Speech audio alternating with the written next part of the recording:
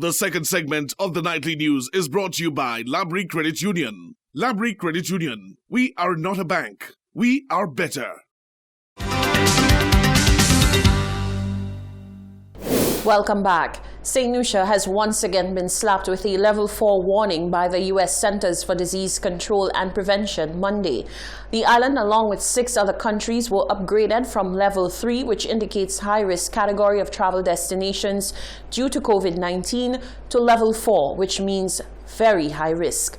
With the level 4 label comes a warning that American citizens should avoid traveling to destinations on the level 4 list, and if they must, they should be fully vaccinated. The website states, quote, because of the current situation in St. Lucia, even fully vaccinated travelers may be at risk for getting and spreading COVID-19 variants, end quote. Over the past 2 weeks, the island has recorded 5 COVID-19 deaths, and there are currently over 1,900 active cases in country. The CDC's travel notices range from level 1, which means low, to level 4, which means very high. Government has amended the Income Tax Act to introduce a category of income deemed to have been accrued from a source outside St. Lucia and to grant tax relief measures to businesses impacted negatively by COVID-19. Prime Minister Philip J. Pierre tabled the bill on Tuesday. This amendment reflects the previous government's policy intention and to provide support to micro, small and medium-sized enterprises during the COVID-19 crisis in order to protect jobs and livability of this business. And our government also adds to that policy. It refers to the COVID-19 relief measure of sensitizing lending to MSMEs. Mr. Speaker, this amendment is intended to encourage lenders to grant MSMEs access to much-needed finance during these difficult times. Pierre said that such initiatives are necessary in the current environment. The amendment therefore seeks to introduce an allowable tax deduction of 50% of income tax on interest income earned by a financial institution or money service business from lending monies to MSMEs during the years 2020, 2021, and 2022. Mr. Speaker, we all agree that the COVID-19 pandemic has had significant impact on MSMEs.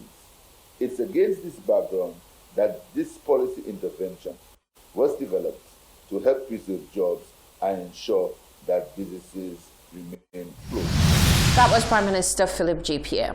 Since her entry into politics, Emma Hippolyte has garnered much attention and criticism surrounding not her capabilities, but rather her physical appearance, her age, and other such issues.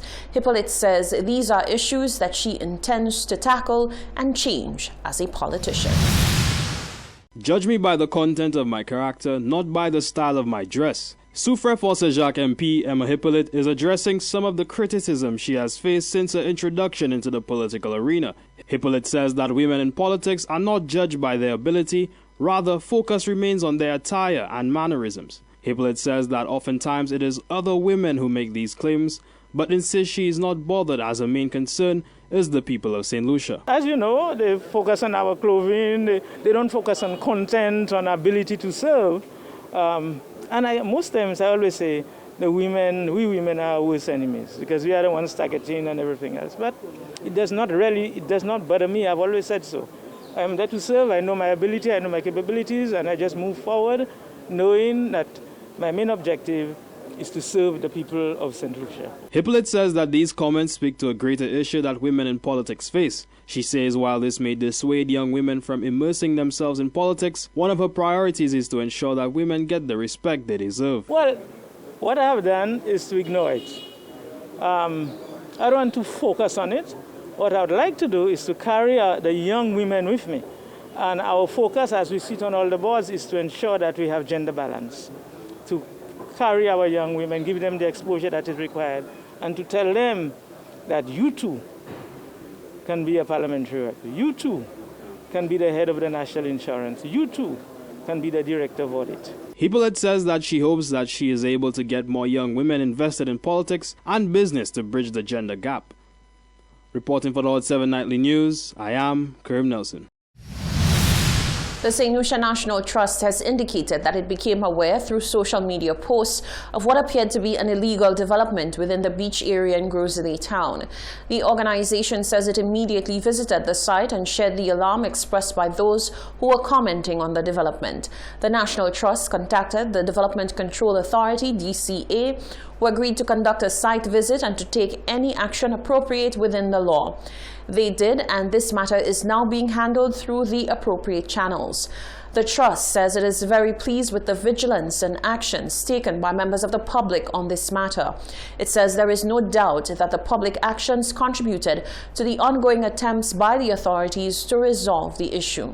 Over the past years, the Trust says it and its partners have unfortunately often been lone voices calling for adherence to the laws and respect for citizens' rights. Actions to advance responsible development that respect those rights, they say, have often drawn criticism from several sectors of the society and government, but the Trust has persisted because it is one of the responsibilities they were created to uphold. The St. Lucia National Trust says it welcomes the part played by members of the public on this particular matter and looks forward to the public's continued vigilance and interventions whenever St. Lucia's rights and patrimony are being threatened or laws violated. Health Minister Moses Jabatis is rubbishing claims that the respiratory hospital can no longer house COVID-19 patients and that they are being shifted to the Owen King EU Hospital as well as the St. Jude Hospital. Jabatis explained that the respiratory hospital is not at full capacity, nor has it run out of equipment to care for the patients admitted there. The respiratory hospital has the capacity to house 123 COVID-19 patients. With the recent uptick in cases, there have been numerous claims that the hospital is at capacity and that patients are being sent over to two other hospitals, the Owen King Hospital and the St. Jude's Hospital, to be housed. On Tuesday, Health Minister Moses Jabatis says that is untrue. However, according to Jabatis, there may be another issue. The respiratory hospital is not over capacity. The problem that we're having with the respiratory hospital is that while there is space, the problem with the VH is not that it's not over capacity. In fact, the capacity of VH is about 127.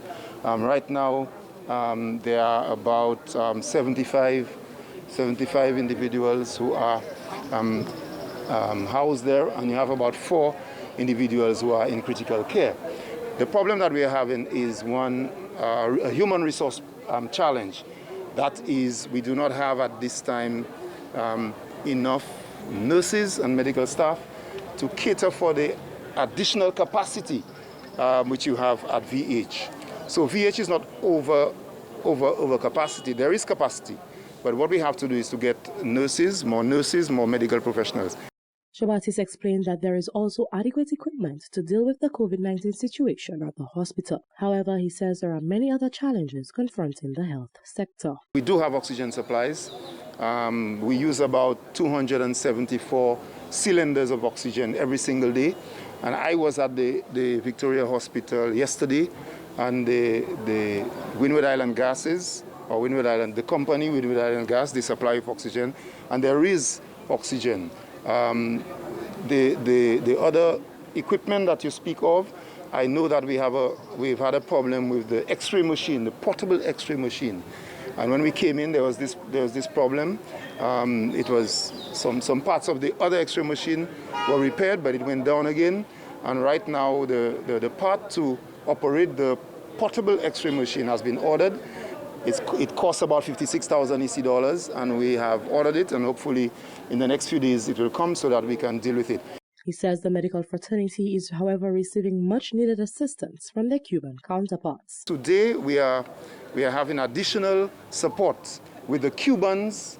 We have the Cuban brigade, medical brigade, and today we are going to have additional doctors and nurses at the Victoria Hospital to help with the situation. The COVID-19 situation in St. Lucia continues to be concerning. On Tuesday, the island recorded 64 cases, bringing the total number of confirmed cases in St. Lucia to 8,219, of which 1,928 are still active. Reporting for Hot 7 News, I am Genevieve Gonzalez. You're watching the Hot 7 TV Nightly News. There's more after the break.